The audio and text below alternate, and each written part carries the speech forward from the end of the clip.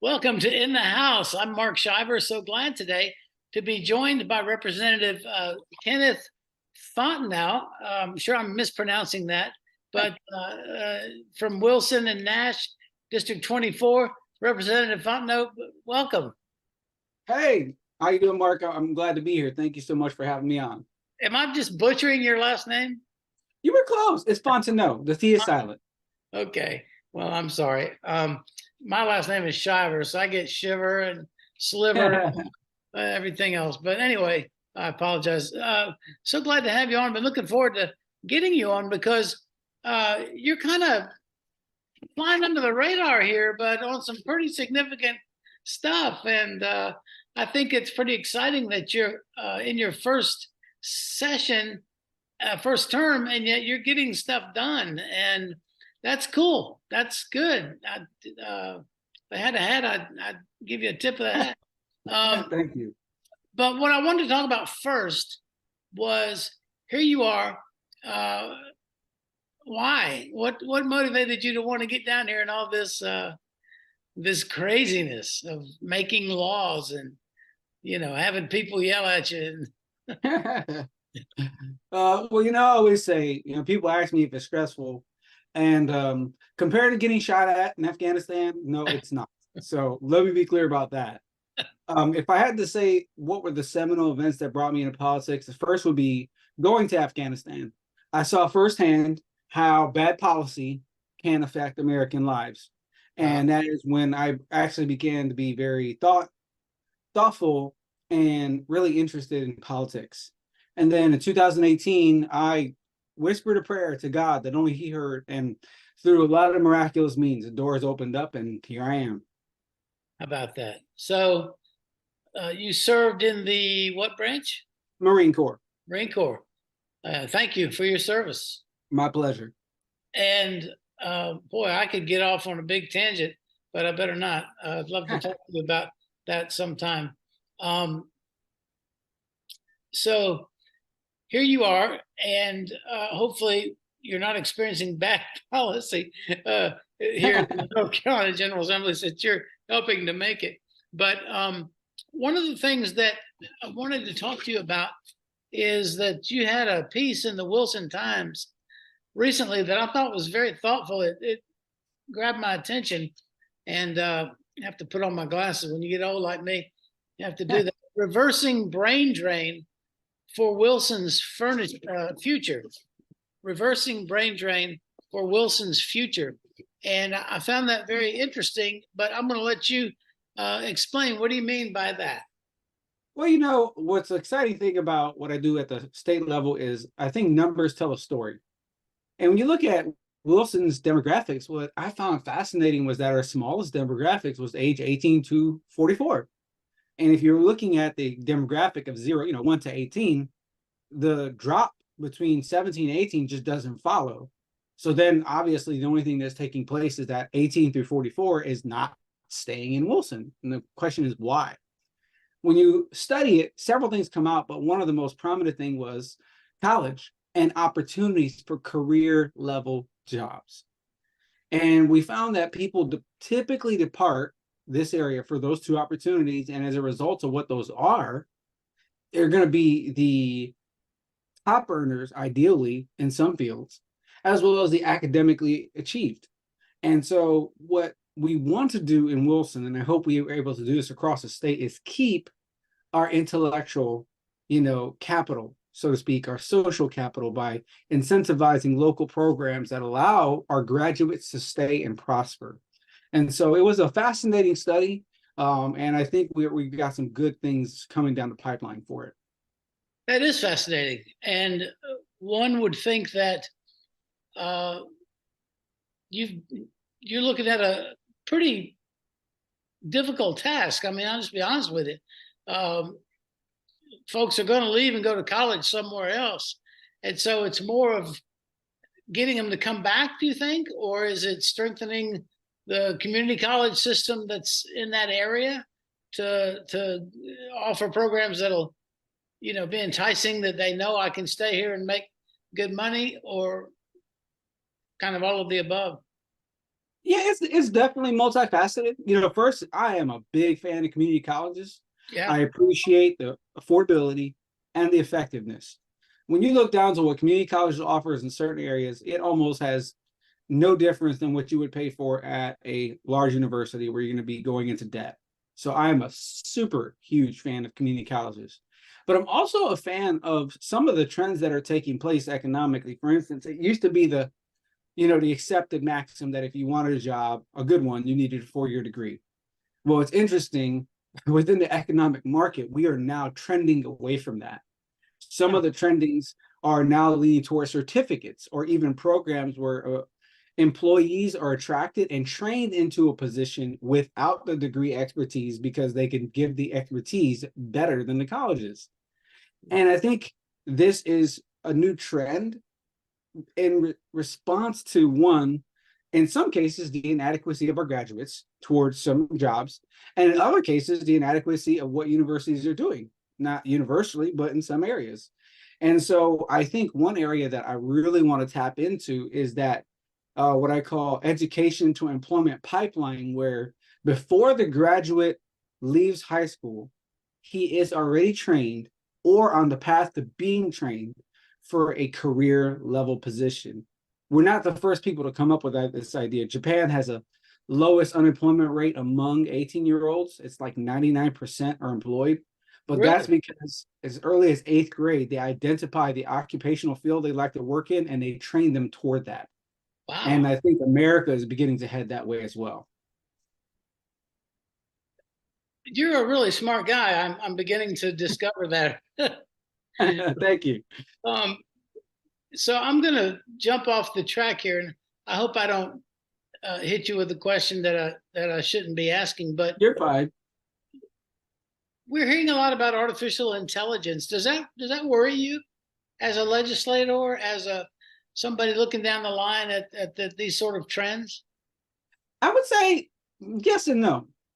For the people that want to watch Terminator for what's ahead in our future, well, no, I just don't think it's that simple. I think that's ridiculous.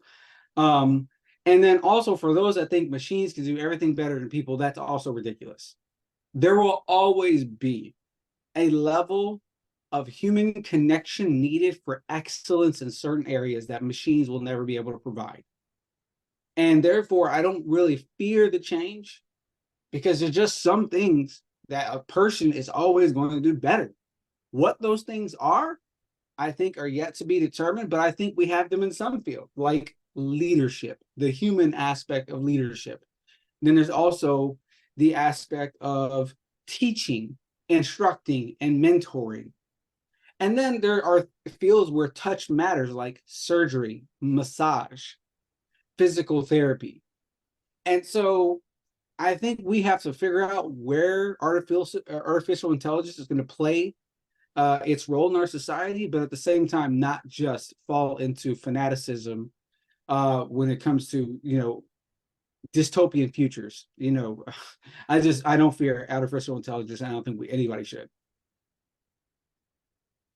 You know what? I never would have thought about that, and I'm glad I asked you that question because what you just said about touch.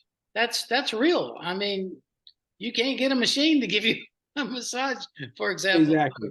Um, yeah, like I said, that's good insight there. You're working your way into having me invite you back because we have other stuff that we need to talk about. But some of the stuff that's really important, in addition to trending occupational trends for the demographic that we're talking about in the Wilson area, is what happened yesterday. You were here for a historic day, 6 veto overrides in one day. Uh, I've been working in the General Assembly a long time, and that's just amazing. And what a day! But um, without getting into is transgenderism a good thing or a bad thing, we'll leave that over here. We won't talk about whether or not any of that is good or bad. I'm strongly opinionated when it comes to minors being mutilated in some states, for lack of Yeah. a word, being allowed, I think, in California to make their own decisions without parental consent in this regard. And so, as someone who has concerns about this, I think that what happened yesterday, overriding the bill about gender affirming care, I think it was a good thing. And you were quoted in several different media outlets as saying that we've seen, well, I'll just quote you. Statistically, we've seen from studies in Europe high numbers of people who regret having undergone gender affirming care as minors, and many go through the detransition process. Um, how can anybody, Representative Fontenot, how can anybody think it's a good idea to let a 9-year-old make a decision of such grand, epic consequence? You know, there's this thing called false dichotomies. And false dichotomies are attractive because they simplify things to a certain point that seems so intuitive. But when you observe a false dichotomy, you'll discover that it simplifies it to the peril of those answering. For instance, a famous false dichotomy: what is the stronger sex, male or female? Well, no matter how you answer that, it's going to not go well for you, because obviously it's not that simple. And then there are other false dichotomies. You know, one of the most famous is that, then this is just a really extreme hyperbolic example, where I would say to someone, "Hey, are you still beating your wife?" Well, if they say yes, they look like a dirtbag. And if they say no, they just admitted they were. Exactly. And so, to quote Chloe Cole, when it comes to why this gender mutilization and irreversible procedures are being popularized, it's a doctor said to her parents, "Would you rather have a dead daughter or a living son?" Forced right there into a false dichotomy. Yeah. That it was that simple. And it wasn't that simple. And that is what we're discovering, is that this is being pushed, and we're deconstructing reality, and we like to sell it under the guise of empathy and compassion, but really it's doctors cashing out on the backs of children for medical experimentation and grandeur. And it is absolute travesty. There's no studies that confirm that this works. We have no longitudinal data. And for those that have been doing it longer than us, like Europe, they are rolling it back. Yeah. Because they've discovered of the abuses in it and its ineffectiveness. And anybody would be hard pressed to call Europe conservative. Okay. That is not the case. They're super progressive in so many areas that we're not. And if they can look at it and be objective, why can't we? Unfortunately, I think we are seeing the battle of political correctness, so called, versus common sense. And I think that's really why so many opposed it. You know, when you look at the votes, we did get 2 Democrats to join us for that. And I'm grateful for Michael Ray and Garland Pierce. But you look at those that didn't. What's interesting is, like, you look at the body language, there are so many that did not support that, but wouldn't speak against it, because Yeah. it's not following the status quo. Right. And that's what I fear is the problem with some of the things going on in our country, is that there are things that we know we don't support, yet we won't dare speak out against, because we don't want to ruffle feathers. And I think that's unsatisfactory. And I think that's how we kind of got here, where we allowing children to do things that are dangerous and irreversible. You know, we don't allow children to get tattoos. Some states you can't even get a piercing. You can't allow them to drink. You can't allow them to smoke. If they're younger than 15, you can't waive permission for them to get a job. But we want to say that they can surgically remove their genitals? Oh my gosh. Yeah, that's where that's at, Can you unfortunately. even imagine saying that for those words in a sentence 5 years ago? I mean, that's crazy. So, Yeah. in fact, I'd like to talk about that. In 2016, there was kind of a transgender push, and then it kind of settled a little bit. It wasn't nearly as much in the media, but all of a sudden, man, it's like, this is it, and this is something that is being promoted very heavily by those who are in favor of that, and all of a sudden this transitioning is front and center. Do you have any idea? Because you're a trend, seem to be a trends guy. What happened here? Why did it suddenly become? Is it money? Is it that simple, or is it something else in the society that people are just they can't find their way or something? I don't know. I would say it's alignment of two things. The first alignment would be the medical establishment, and it turns to money and payouts. The insurance payouts on this are beyond imagination. And then imagine if you get someone to transition, they become a patient for life because it's not naturally sustainable. So that's the first thing. The other alignment would be media. And when I say media, I mean popular media. Because what's interesting is when you study this, the media presents it, popular media, not usually local, as a war of conservative versus liberal, of LGBTQ unified versus right-wing bigots. But when you study it, you'll discover there's actually a civil war. The LGBT is at war with the TQI, because first they don't consider the TQI to be really legitimate part of the group. They consider it more of a political wing. And then there are a lot of LGBTers who disagree with gender reassignment on the basis of the preposterousness of the idea alone. The most famous so far was a teacher from California, David Shelton, who said, biology is not bigotry. Heterosexuality is not hate. Boys have penises. Girls have vaginas. No loving parent would ever chemically poison or mutilate their child. And I can say this, and he said, as a gay man. That's the part the media is not sharing. Wow. And that's the part I shared in my final floor speech. I said, you know what? You guys want to continue to pretend like this is just me and the Republicans against you. But you know what? Let me share with you what these people said. None of them are conservative. Two are queer. One is a trans and the other is gay. And I read each quote because there are people in that group who want to protect children. And so what it is the media, I think, is falsely painting this as some unified front. It's not.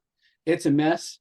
And I feel like realistically, there are more people who want to protect children than hurt them, but the media won't play that because then it has to admit that they're hurting children. And that's not something they're willing to do. Well, let's ask about, let me ask you about that as golly, time just runs by so fast. We're almost at the end here, but I do want to ask you this. Yesterday, there were a couple of the folks on who were advocating sustaining the veto override, who were couching that in protecting the children, and I was screaming at my computer screen. How can reassignment be protecting a child? You know, maybe this child is mentally confused and about their gender, and so there might be some depression, maybe possible suicide. I understand that, but certainly it's in nobody's best interest, from where I sit, to be I hate to say this word, but mutilating children. But so how can the left, on the one hand, oh, we got to protect children, but by golly, let's carve them up. I mean, I don't mean to be gross, but it's such a horrendous thing. How can they? I mean, that just seems like advocating out of both sides of your mouth. Well, I think that's what's happening politically in our nation right now is people are getting really comfortable with contradiction and redefinition of reality. Because as you said, they want to say, oh, this protects children. And no, it doesn't. And even to call it gender dysphoria is a misrepresentation, because what you discover is the children who have GD, gender dysphoria, almost always have 5 or 6 comorbidities. Anxiety, PTSD, depression, obesity, lack of parental attachment, you name it, it's there. And then what's happening is we are focusing solely on the gender dysphoria to say it's causing those things, but realistically, scientifically, we should look at the other things to ask ourselves, is it causing the gender dysphoria? What is really the cause and what are the symptoms? And that is the part the medical establishment, the scientific establishment, and some large areas have failed purposely to do. And therefore, these problems aren't really being solved, which is why you have so many detransitioners. And so it's really a lack of wanting to read the literature and to hear the truth and deal with the whole problem. You know, simplification is popular because it sounds good in sound bites. But when you get down to the work of simplification, it is absolutely devastating to several populations. And that's what bad policy does, which is why I'm glad we overrode the governor's veto, because his veto is bad policy. Well, I'm glad you did too. As a citizen who cares about the children of our state, there were other vetoes that 5 others that were overridden. I think that all of those were, I didn't have a problem with them being overridden. And so I think you guys did good work yesterday. And so you've got, as we kind of wind down here, you've got a couple of bills that are in the Senate. Maybe we could see them get passed. I don't know what the Senate's going to do, but school discipline. Talk a little Yes. about that. Talk a So little. one of the, well, you know, it's interesting. Nationwide, we're seeing teachers leave the profession.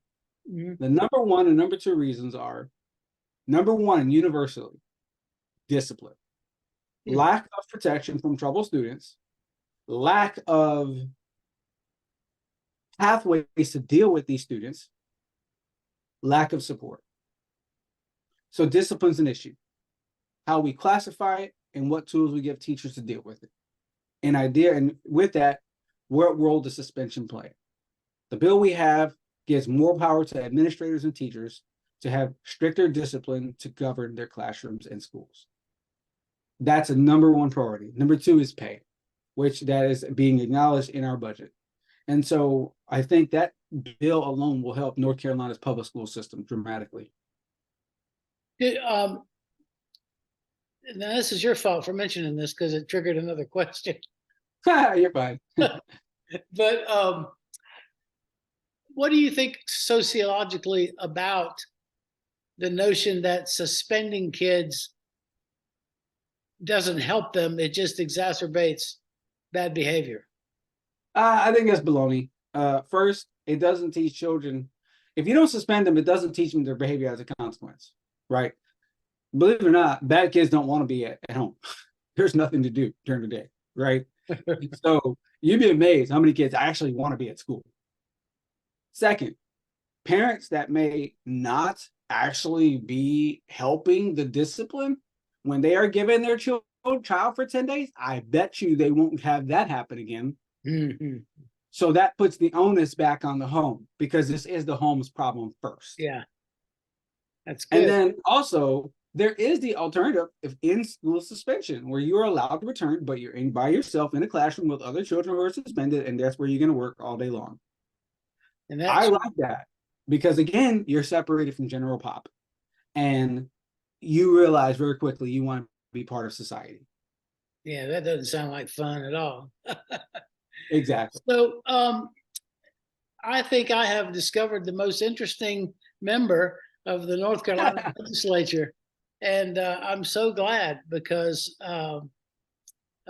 you are thoughtful and yet current. And so I think we need that. We need somebody that's able to look at what's going on now and the trends that are out there now and not be an old guy like me, hollering, get off my lawn. But,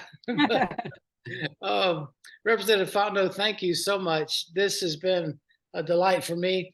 I think that, I tried to thread that needle on the transgender topic. I'm certainly, I think that there's a need for compassion for these kids that are struggling with that. I don't think that we need to be harming these kids. That's my personal opinion. I think you helped put a wall up to keep that from happening yesterday. You were a primary sponsor of the bill that was overridden to help do that. And so thank you again as a citizen. I think our children were helped yesterday by what you guys did. So thank you very much. And thank you for all that you're doing for North Carolina and for your district. It is my pleasure, Mark. And thank you so much for your time on the show. All right, we'll get together again. Thank you, sir.